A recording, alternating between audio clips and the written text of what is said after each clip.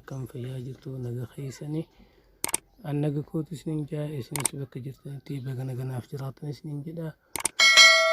akkasuma jechuudha rakkoo dhimma dhuunfaa kootiitiif toorraa badee ture jechuudha torban sadii akkasin ta'e kanaaf har'a immoo deebi'ee dhufee jira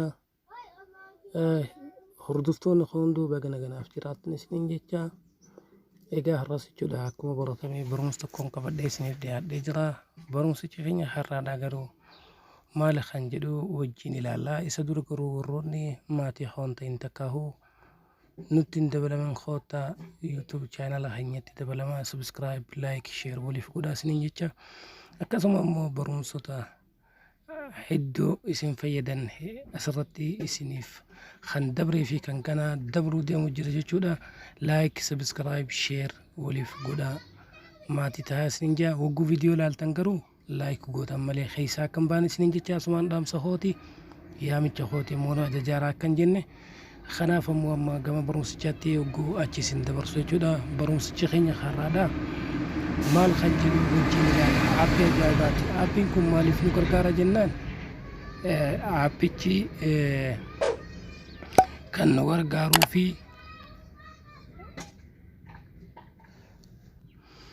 aappichi har'aa kan nu gargaaruuf jechuudha isa kana advanced voice record kan jedhu kana jechuudha Play Store keessatti akkana jettanii wagguu barreessitan argachuu dandeessan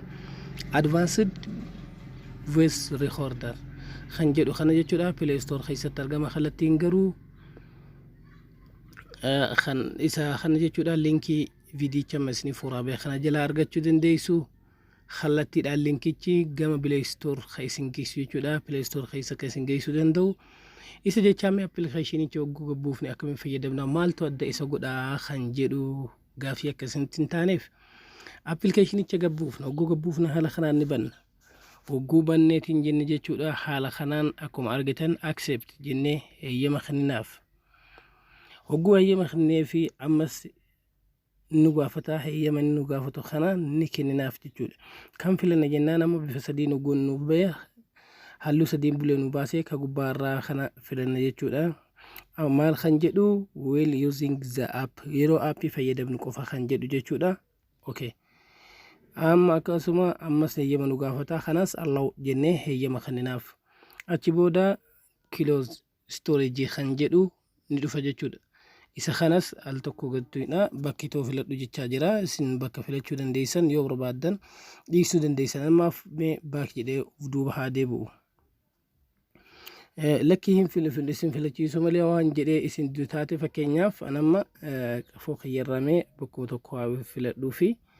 fakkeenyaaf anamma daawulodii keessatti haa filadhu iddoo isaa jechuudha daawulodii keessa ugguu filadheetiin jedhe haala kanaan jechuudha daawulodii keessatti hin filadha ugguu filadhee jedhe mee tokko isaa filadhu maqaa filadhee jira jechuudha hayyama na gaafataa jira hayyama kennaaf wagguu eeyyama inni na gaafatee hayyama kenneef jechuudha waan biraan irraa hin barbaadu keessaa baha jechuu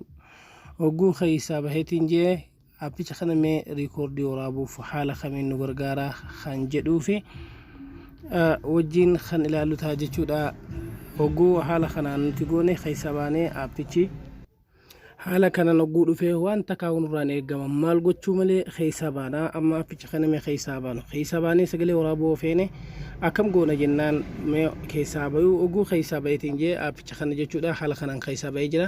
sagalee rikoord godhuuf maal fayyadamnaan fakkeenyaaf yoo iskiriiniin keessan illee bifa argitan kanaan kun akkatti dhaamaa ta'e jechuudha maal goona jennaan bakka sagalee dabalaniin kana jechuudha bakka sagalee dabalaniin eenyuyyuu hin beeka isa kana gubbaa irra si'a sadii to'ina tokko lama sadii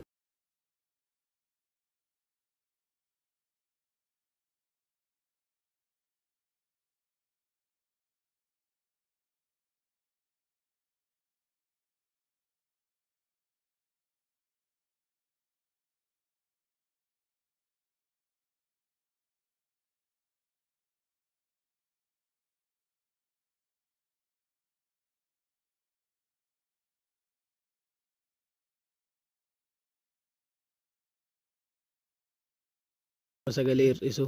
hagas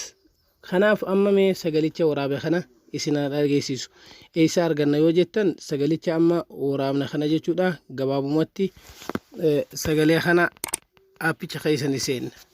Hogguu aappicha keessa seennee jenne haala kanaan jechuudha. Aappicha keessa hogguu seennee jenne ni seenna sagalee kana